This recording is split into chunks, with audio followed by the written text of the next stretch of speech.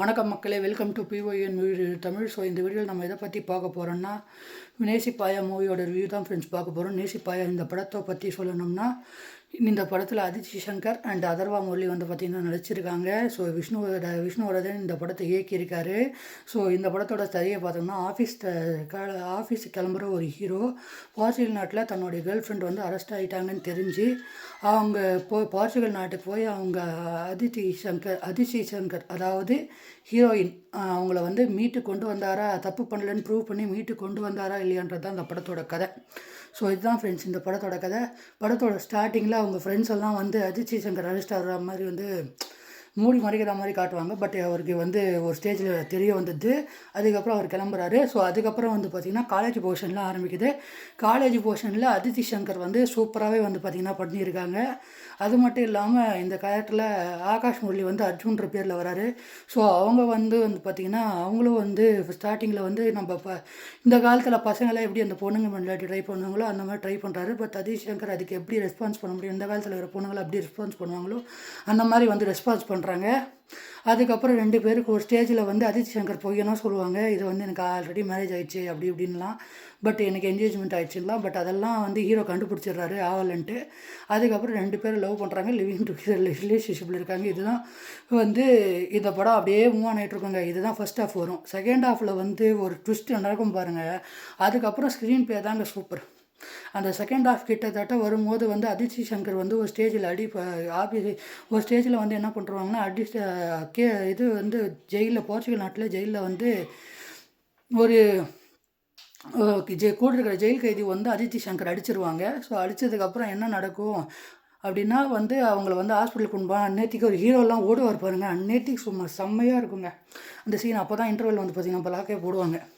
அதுக்கப்புறம் நடுவில் வந்து அதுக்கப்புறம் வந்து இந்த படத்தில் வந்து அட்வொகேட் கேரக்டர் ஒரு ஃபாரினர் ஒருத்தவங்க பண்ணியிருப்பாங்க. அவங்க ரோலை கச்சிதமாக சூப்பராக வந்து பார்த்திங்கன்னா பண்ணியிருக்காங்க. அதுக்கப்புறம் இந்த படத்தோட பெரிய பாசிட்டிவ் என்னென்னா மியூசிக்.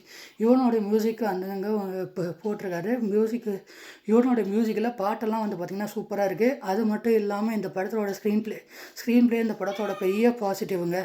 அதுக்கப்புறம் இந்த படத்தில் இருக்கிற சினிமோட்டோகிராஃபி இந்த படத்தில் எனக்கு ரொம்ப பிடிச்சிருந்தது. அது மட்டும் இல்லாமல் இந்த படத்தில் இருக்கிற காஸ்டியூம் டிசைனிங் வந்து இந்த படத்தில் ரொம்ப நல்லா பண்ணியிருக்காங்க. ரொம்ப இதுவும் இல்லாமல் ரொம்ப வந்து குறையில்லாமல் வந்து ரொம்ப செட்டிலாக வந்து பார்த்திங்கன்னா பண்ணியிருந்தாங்கங்க. அதுக்கப்புறம் வந்து இந்த படத்தில் முக்கியமான பெரிய பாசிட்டிவ் யாருன்னா சரத்குமார் சாரும் குஷ்பு மேடமும். சரத்குமார் சாரும் குஷ்பு மேடமும் அவங்க ரோலை அவங்க வந்து கரெக்டாக வந்து பார்த்திங்கன்னா பண்ணியிருக்காங்க.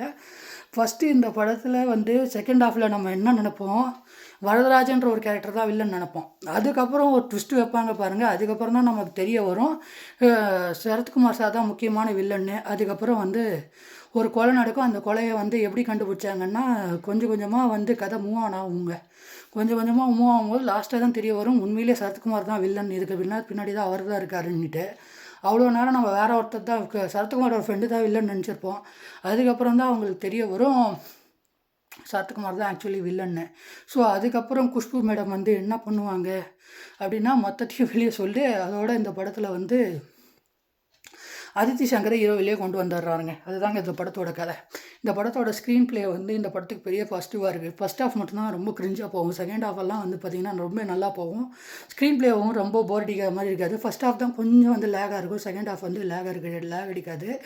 ஸோ இந்த படம் வந்து எப்படியாப்பட்டவங்க பார்க்க வேண்டிய படம்னா எல்லாருமே இந்த படத்தை போய் பார்க்கலாங்க. ஒரு நல்ல மூவி. விஷ்ணுவர்தனுக்கு இது ஒரு நல்ல கம்பேக்காக இருக்கும்னு நினைக்கிறேன்.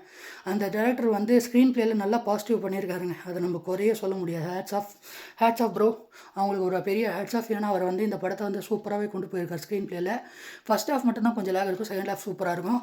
ஸோ இந்த படத்துக்கு நான் கொடுக்குற ரேட்டிங்ஸ் எவ்வளோ கொடுப்பேன்னு பார்த்தீங்கன்னா ஒரு 5 ஸ்டார் ரேட்டிங்க்கு இது 4.2 ஸ்டார் கொடுக்கலாங்க. அந்த அளவுக்கு இது படம் நல்ல ஒர்த்தான படங்க. படம். அது மட்டும் இல்லாமல் விஷ்ணுவர்தனோட கம்பேக் வந்து பார்த்திங்கன்னா இது வந்து ஒரு எப்படி சொல்கிறது, ரொம்ப கம்பேக் மொத்தமாக பண்ணிட்டாருன்னு சொல்ல முடியாது. ஒரு டீசெண்டான ஒரு கம்பேக்குங்க. அவ்வளோதாங்க. ஸோ அவ்வளோதாங்க இந்த வீடியோ. தேங்க்யூ ஆல் ஃபார் வாட்சிங். Love you all. சியர்ஸ்ங்க. பாய். நெக்ஸ்ட் வீடியோவில் பார்க்கலாங்க.